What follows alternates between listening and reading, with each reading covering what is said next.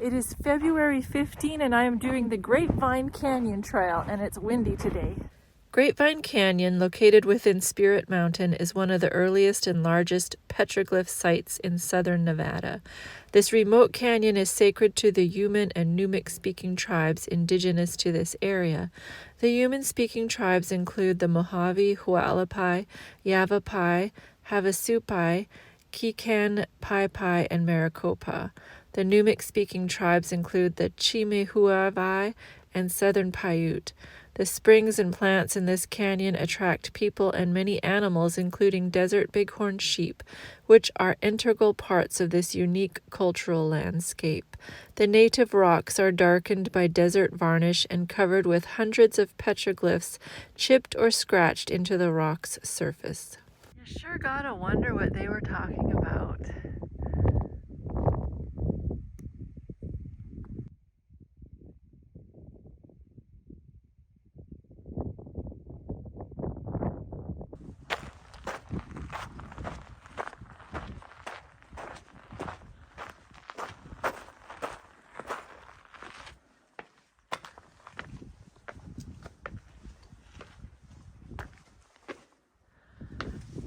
There's some water here.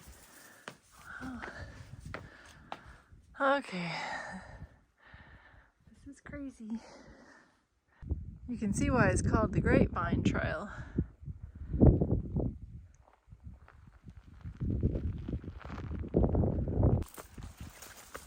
Somebody was kind enough to carve out a pathway.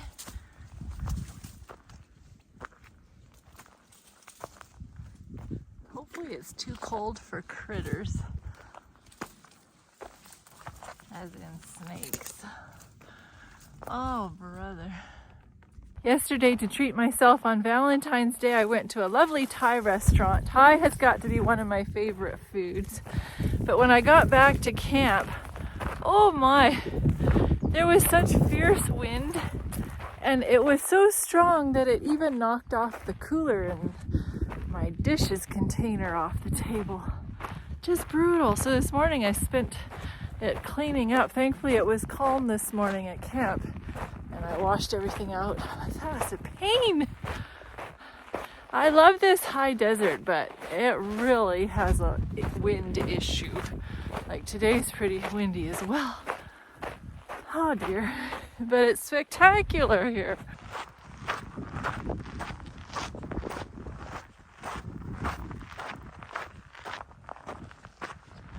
Now, God gives Moses quite a few laws that enhances or explains the parameters of the Ten Commandments. I won't go into them all because a lot of them deal with the customs of that day and age. Like, how many of us are going to have an ox stolen from us? Oh my, this cholla is right in the pathway. I gotta avoid that at all costs. But there certainly is a lot of pragmatic advice for us in between the lines as well. There's really an alternating pattern of ritual and social justice laws that emphasize the importance of community and the community's relation to the Lord. Neither aspect is appropriately understood in isolation and highlights the holistic nature of biblical religion. Some of the highlights of these laws is regarding one's property, and the focus is on maintaining and restoring relationships strained over the loss of property, and what to do with thieves.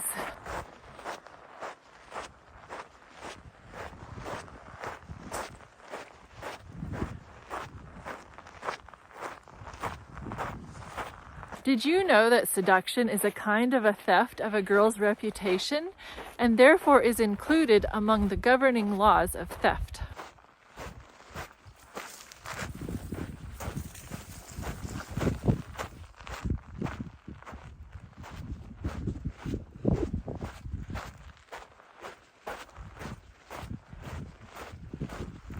God shows a special concern for widows and orphans, which are representative of all the most vulnerable of society.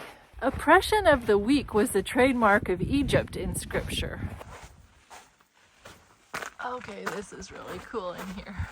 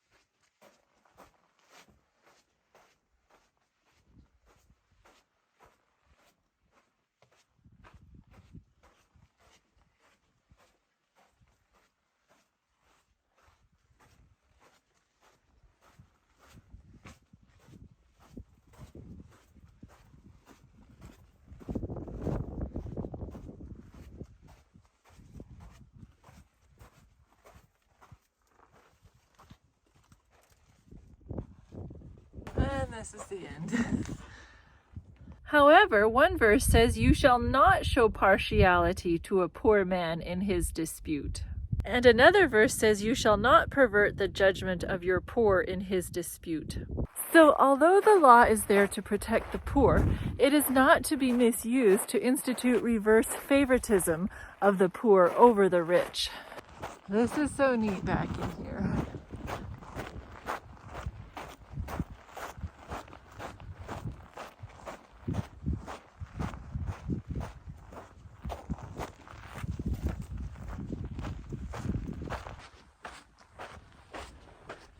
Some birdies back here.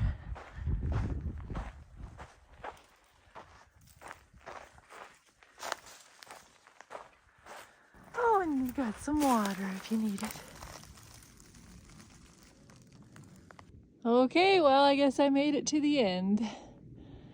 Yes, I'm proud of myself. That was pretty brutal. This trail has an awful lot of rock scrambling, but I was able to do it.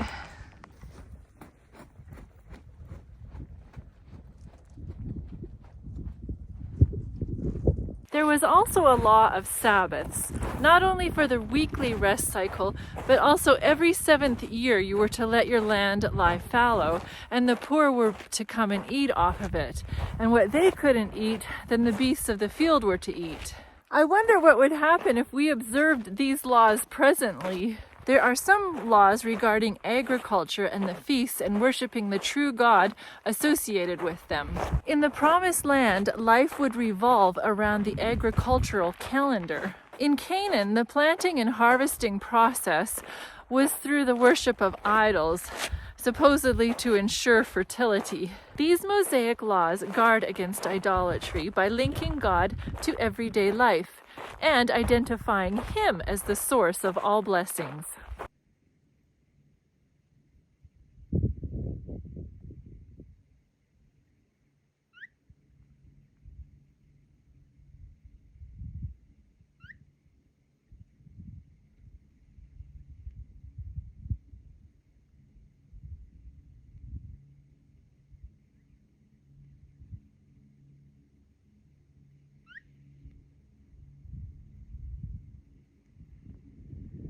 The last little summary of the Mosaic laws are, "Behold, I send an angel before you to keep you in the way and to bring you to the place that I have prepared.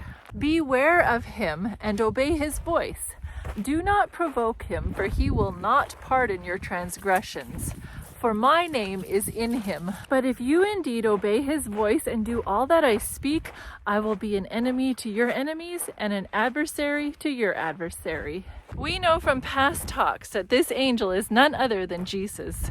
He leads the children of Israel with a cloud by day and a pillar of fire by night. He goes on to say, "Don't bow down or serve the gods of these surrounding nations."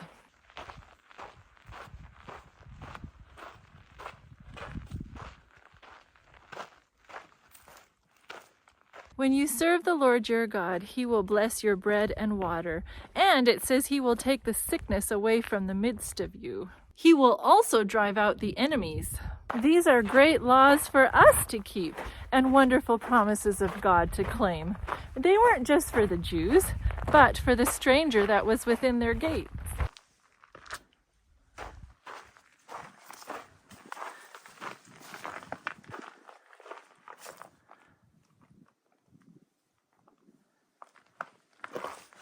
See, I made it up here, so I've got to be able to make it down. That's a drop off. Yeah, forget that other way. This is the way I'm going instead. I don't recall going through that big canyon. This is much better. The things I do for the movies. I would say they're trying to tell us that there's sheep around here. Yeah, that's where I thought I could come through, but there's no way. Well, God got me out of that canyon alive. I can't say I recommend it, but the Healing Hiker rating is a 5 out of 5 for me, but do not come really, truly, if you're not up for some very technical stuff. But if you are insistent of coming, then bring gloves. I had to do a lot of holding on to rough rocks with my hands, so bring gloves. Isn't it wonderful that we have such a caring and detailed God?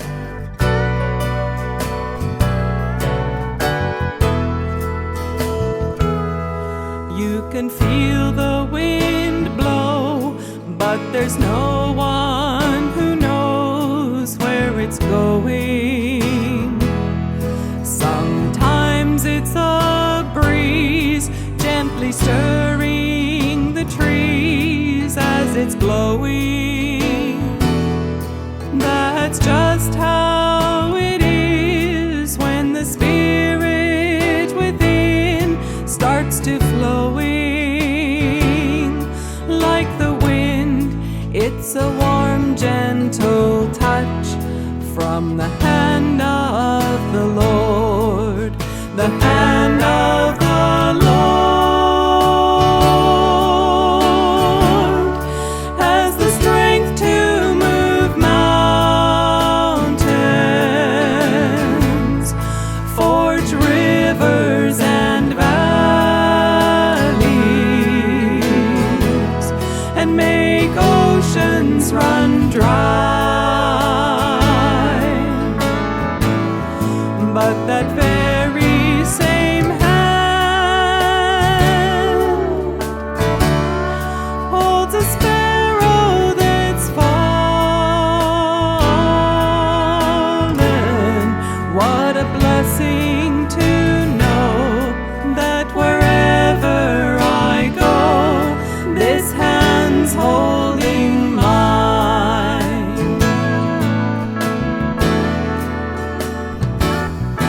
There are times we all know when there's nowhere to go but to Jesus.